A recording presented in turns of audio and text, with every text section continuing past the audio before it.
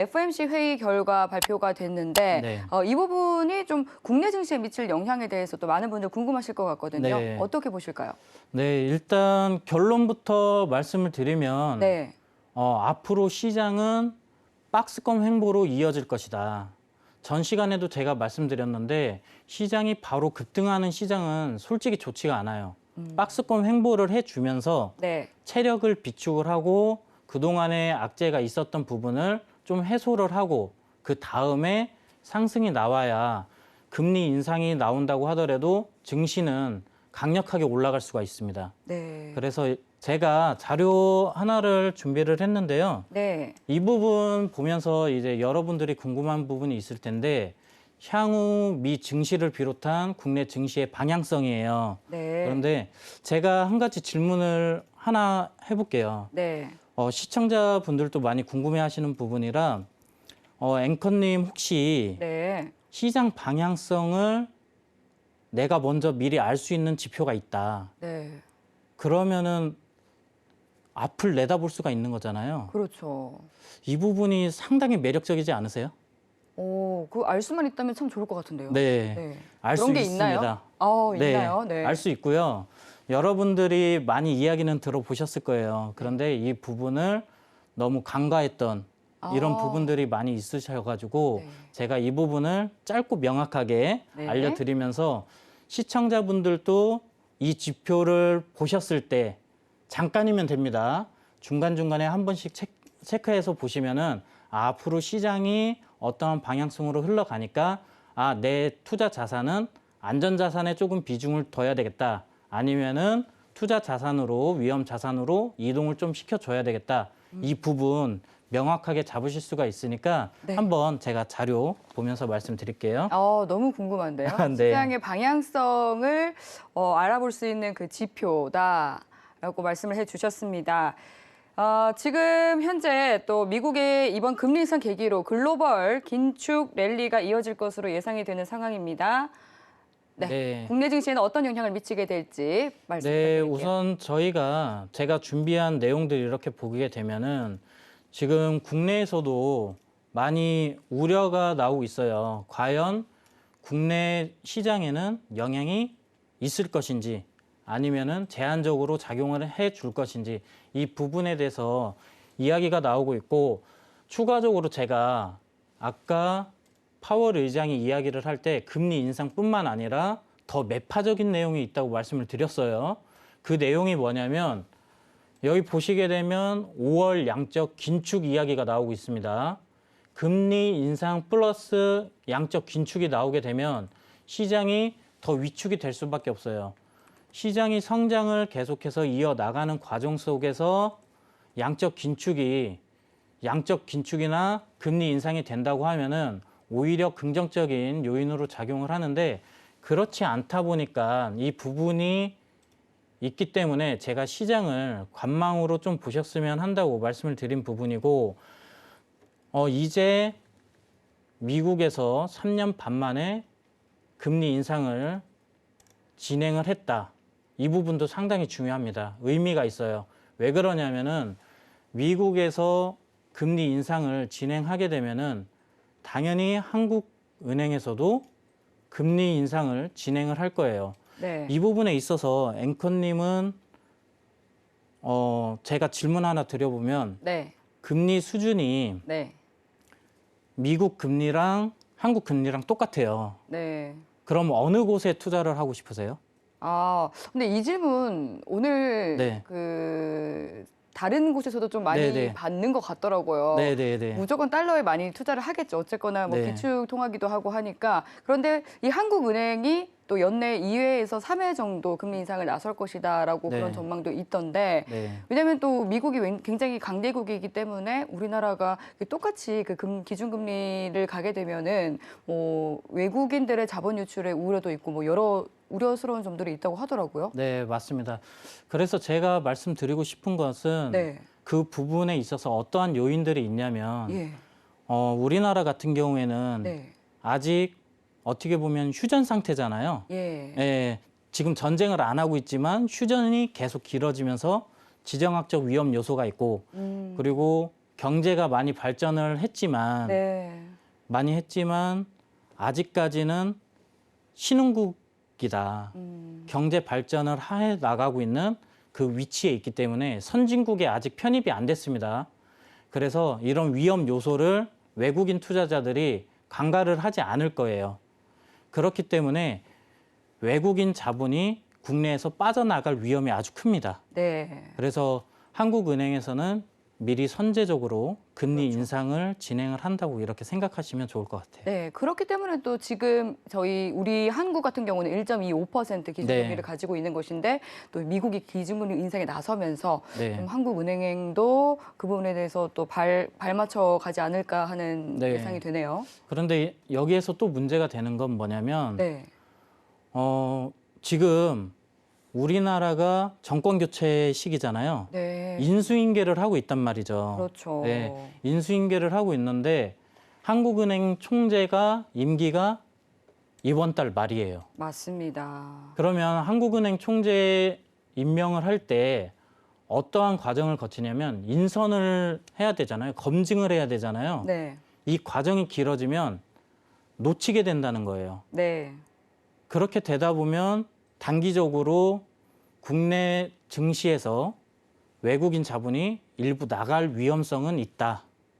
한국은행의 총재 자리가 비게 된다면 그렇죠. 그렇죠. 다음 달 14일까지 이 인선이 이루어지지 않는다면은 또 기준금리 인상이 5월까지 늦춰질 수도 있다 이런 그렇죠. 발언도 있더라고요. 예, 그렇게 된다고 하면 지금 연준에서 금리 인상을 네. 4월에도 하려고 하고 5월에도 하려고 해요. 네. 그러면은 미국 같은 경우에는 0.25%에서 0.5% 범위로 진행이 되는데 네. 그러면 현재 우리나라 금리가 1.25%란 말이에요. 네. 그럼 이미 1%대 근접이 되는 상황이 오기 때문에 네. 거의 똑같거나 마찬가지잖아요. 그렇죠. 그럼 단기간으로 우리나라의 외국인 자금이 이탈될 가능성이 있다. 이 부분을 좀 저는 우려를 하고 있습니다. 네. 네. 그래서 이런 부분을 좀 짚어드렸고요. 네. 네. 그렇게 되면 아무래도 국내 시장에 이 미국의 금리 인상이 영향이 있다고 봐야 되겠네요. 그렇죠. 그래서 국내 증시가 아예 영향을 없지는 않을 것이다. 네. 그래서 하루라도 빨리 이제 한국은행 총재가 인선이 돼서 임명이 돼서 한국의 이제 금리를 어떠한 방향성으로 이끌어 나갈지 이 부분을 잡아주는 게 중요하다고 생각을 하고 있고요. 네. 근데 미국의 금리 인상 기조를 따라가게 된다면 한국 가계 대출이 거의 연간 40조 원 가량 증가를 하게 된다라고 하더라고요. 근데 이렇게 좀 뭐 이자 부담이 늘어나게 된다면 우리나라 뭐 국민들이 그리고 또 뭐 우리나라 경제 자체도 좀 힘들어질 것 같은데 네. 어떻게 보세요? 그래서 저는 그런 부분이 미국 금리와 함께 움직이면서 네. 진행이 되는 부분이 있어서 네. 저는 솔직히 미국 금리를 연 6회 계속 올리지 못할 거라고 생각을 합니다. 네. 파월 의장이 그렇게 말은 하기는 했지만 네. 지금 이 거시적인 경제 흐름이라든지 전반적으로 봤을 때 네. 매회 올리기는 쉽지 않을 것이다. 네네네. 예. 그래서 일단 제가 오늘 준비한 내용 보면서 네. 연준에서 어떠한 계획을 세우고 있는지 이 네. 부분 체크를 해드리고 예. 그 다음에 왜 이런 부분들이 안 될 수가 있는지 제가 오늘 말씀드리고 네네. 시청자분들이 이 부분 중점적으로 보시게 된다고 하면은 앞으로 시장 방향성에 대해서 조금 더 편안하게 투자에 임하실 수가 있지 않을까 이 부분을 잡아드리고 싶습니다. 네. 정말 도움될 것 같은데요. 네. 네, 말씀 부탁드릴게요. 네, 지금 뉴스 관련해서 이야기해드리다 보니까 좀 길어졌는데 이 부분은 이 정도에서 마무리하고 다음 장 넘어가도록 할게요. 자, 여기 보시게 되면은 제가 먼저 기사를 하나 발췌를 해서 알려드렸는데 연말 기준금리를 연준에서는 1.75%에서 2%까지 금리를 상승을 시켜줄 계획에 있습니다. 지금 미국 금리를 이제 인상을 해서 보면은 0.25%에서 0.5% 수준이고 한국 기준금리가 1.25%라는 점, 인지를 해주시면 좋을 것 같고, 다음으로 보는 게 중요해요. 지금 향후 미국 금리 인상 수준에 대해서 연준에서 점도표라고 합니다. 뉴스에서 한 번씩 들어보셨을 건데, 이 점도표가 뭐냐면 연준의 의원들이 향후 미국의 금리를 어떠한 수준으로 올릴 것인지 계획표라고 보시면 돼요. 그래서 3개월에 한 번씩 발표를 하는데, 여기 보시게 되면 지금 여기 작게 그려져 있어서 잘 안 보이시는데, 제가 써드리면은 이 중간값이 0.5%입니다. 그리고 현재 이 구간이거든요. 이 구간인데 이 구간이 1.9%예요. 그렇다 보니까 연준에서는 지금 물가가 상승이 나오면서 지속적으로 금리를 인상할 계획은 가지고 있다. 그리고 연내 6회까지 금리 인상을 한다는 기준이 여기 보시게 되면은 점도표상에서 2% 부근까지 돼 있기 때문에 2%까지의 금리 인상 얘기가 나오고 있는 겁니다. 네, 다음으로 보도록 할게요. 네. 자, 그래서 한국의 기준금리, 미국의 기준금리는 어떤 부분인지, 왜 제가 앞으로 미국이 금리 인상에 조심할 수밖에 없는지 이 부분에 대해서 말씀을 드리고 싶은데, 네. 여기 빨간색이 미국 국채 10년물과 2년물의 장단기 금리차입니다. 예. 장단기 금리차고 파란색 선이 S&P 500 지수의 흐름인데, 여기를 보시게 되면은 2015년 이때부터는 간극이 많이 있었습니다. 간극이 많이 있었는데 간극이 좁혀지면서 역전되는 이런 흐름도 있었고, 장단기 금리차가 여기 이 구간이 0에 가깝거든요. 마이너스로 가면, 장단기 금리차가 마이너스로 가면 시장이 둔화되거나 아니면 불황으로 간다는 시장 신호가 있기 때문에, 이렇게 장단기 금리차가 빠질 때는 시장에서 급격하게 빠지는, 특히나 이 구간 장단기 금리차가 0에 거의 수렴을 하는 구간에서는 시장이 급격하게 빠졌다는 점, 이 부분이 중요합니다. 장단기 금리차가 0에 수렴을 해간다. 그렇다는 것은 시장 경기가 둔화되고 있다. 불황으로 빠질 수 있는 위험 요소가 발생이 되고 있다. 이 부분을 여러분들이 좀 아셔야 될 것 같고요. 그래서 이 부분을 어떻게 보느냐. 현재 미국 국채의 장단기 금리 수준입니다. 지금 장단기 금리 차가 2% 이상 차이가 나던 것이 0.24까지 내려왔어요. 여기 보시게 되면은 2019년, 20년도 글로벌에 뭐가 있었죠? 글로벌 시장에 이슈가 됐던 거? 코로나죠. 코로나 바이러스. 네. 그로 인해서 장단기 금리 차가 마이너스로 돌아가면서 시장이 급락이 나왔고요. 그리고 2020년부터 21년도 시장이 아주 화랑이었어요. 서학개미도 나오고 동학개미라는 이야기가 나올 정도로 시장이 아주 화랑이었는데, 그때는 장단기 금리차가 1.5%였습니다. 그랬던 것이 지금 현재 0.24까지 떨어졌다는 거예요. 이 부분이 중요합니다. 여러분들 이 도표 쉽게 검색해서 보실 수가 있어요. 그렇기 때문에 미국 국채금리의 장단기 금리차를 확인을 하셔야 현재 시장이 움츠려들고 있는지 아니면은 다시 상승으로 가는지 이 부분을 체크하실 수가 있기 때문에, 지금 현재 장단기 금리차로 봤을 때는 시장이 아직 상승장을 타기에는 이른 감이 있다.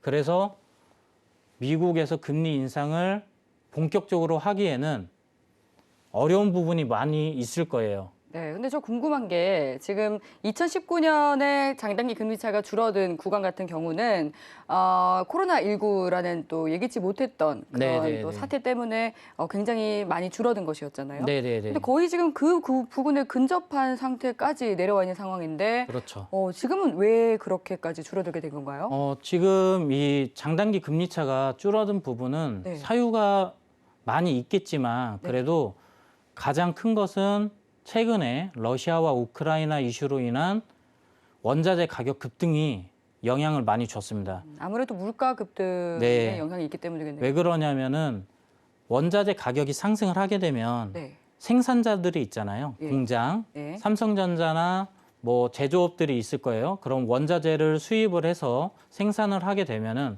원가 자체가 높아지다 보니까 당연히 가격도 올라가면서 생산자 물가 지수는 상승을 할 거고요. 생산자 물가 지수가 상승을 하게 되면 그 이후에 소비자 물가가 상승을 하기 때문에 그런 악순환이 반복이 되면서 그 과정 속에서 금리 인상이 진행이 되다 보니까 장단기 금리 차가 급격하게 줄어드는 상황까지 왔다고 보시면 됩니다. 네. 그럼 이어서 또 덧붙여서 이어가 주시죠, 이야기. 네. 네. 그래서 제가 이 부분을 네. 좀 연도를 조금 길게 해서 네. 보여드리려고 가지고 왔어요. 그렇게 보면은 지금 2000년도 이때도 지금 문제가 있었고요. 여기 2008년도 이때 부근에서도 이미 장단기 금리 차가 마이너스로 갔었어요. 그 이후에 2008년도에 가장 큰 이슈가 있었죠. 리먼 브라더스 사태. 이때 은행이 망하면서 전 세계적인 금융이 무너진다고 얘기까지 나왔었거든요. 그랬기 때문에 이미 시장에서 악재로 하락으로 나올 수 있는 구간들에 대해서 이 장단기 금리 차를 보면서 선제적으로 대응을 할 수가 있기 때문에 우리가 투자금을 안전자산으로 옮겨야 되는지 아니면 위험자산으로 좀 더 공격적으로 가져가야 되는지 이 지표로 활용할 수가 있다는 겁니다. 그렇겠네요. 네. 그래서 이러한 사유들이 저는 미국이 쉽게 금리 인상을 하지 못할 것이라는 근거로 제시를 하고 싶고요. 그래서 나스닥이나 뭐 S&P 지수가 지금 최근에 워낙에 낙폭이 컸었기 때문에 저가 매수와 단기적인 우려 해소로 강하게 반등이 나온 것은 사실이지만 아직 악재가 완전히 사라진 것은 아닙니다. 분명히 파월 의장도 연내에 빅스텝을 진행할 수 있다. 그리고 5월에 양적 긴축을 진행할 수 있다고 분명히 이야기를 했기 때문에 이런 부분들 간과해서는 안 되고요. 그리고 물가 지수, 그리고 성장률 이 부분 함께 보시면서 오늘 제가 알려드린 이 장단기 금리차까지 참고해서 보시면 좀 더 대응하는 데 편하실 것 같습니다.